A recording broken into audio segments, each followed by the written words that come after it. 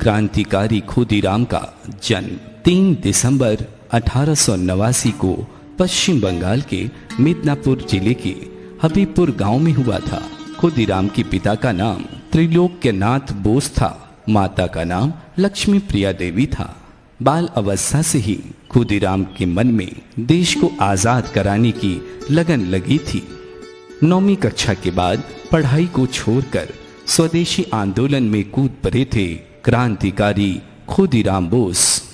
क्रांतिकारी खुदीराम बोस ने स्कूल छोड़ने के बाद रिवॉल्यूशनरी पार्टी के सदस्य बनने के साथ वंदे मातरम पर्चा वितरित करने की महत्वपूर्ण भूमिका भी निभाई। 1905 में बंगाल के विभाजन बंग भंग के विरोध में चलाए गए आंदोलन में भी क्रांतिकारी खुदीराम बोस ने बढ़ चढ़कर भाग लिया।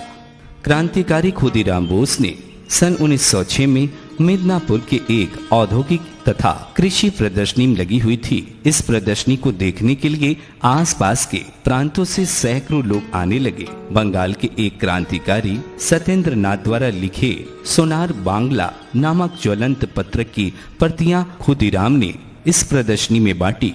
एक पुलिस वाला उन्हें पकड़ने के लिए भागा।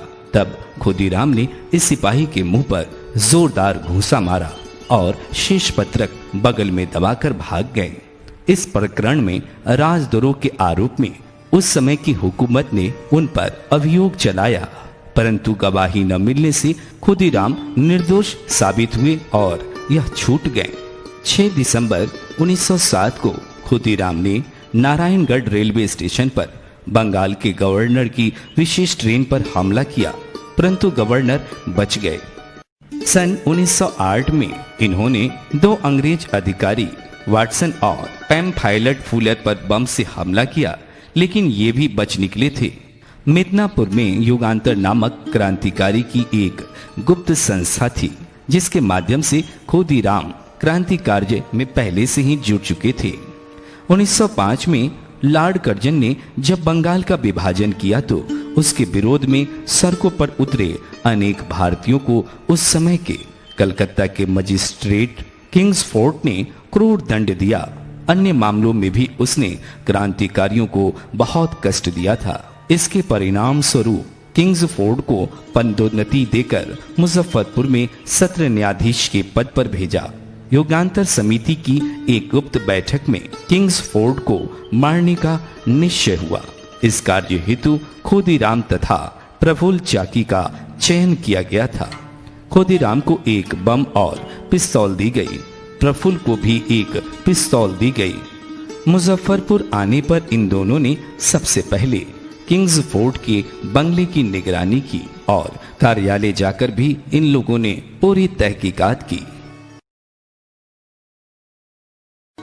30 अप्रैल 1908 को ये दोनों नियोजित काम के लिए बाहर निकले और किंग्सफोर्ड के बंगले के बाहर घोड़ा गाड़ी से उसके आने की प्रतीक्षा करने लगे।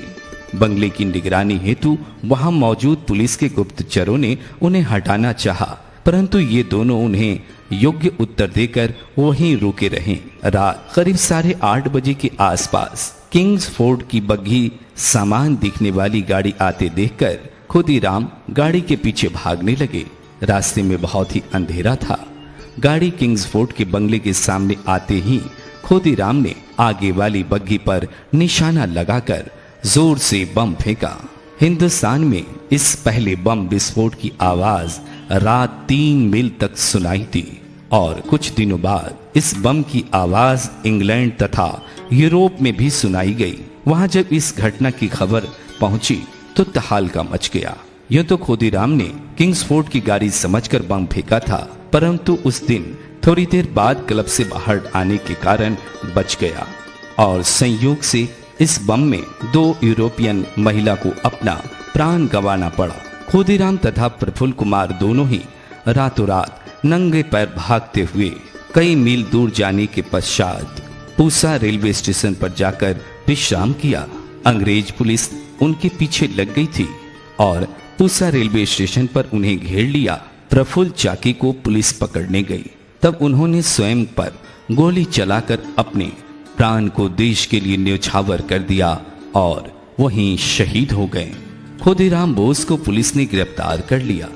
11 अगस्त 1908 को भगवत गीता हाथ में लेकर क्रांतिकारी खुदीराम धैर्य के साथ खुशी खुशी फांसी चढ़ गए।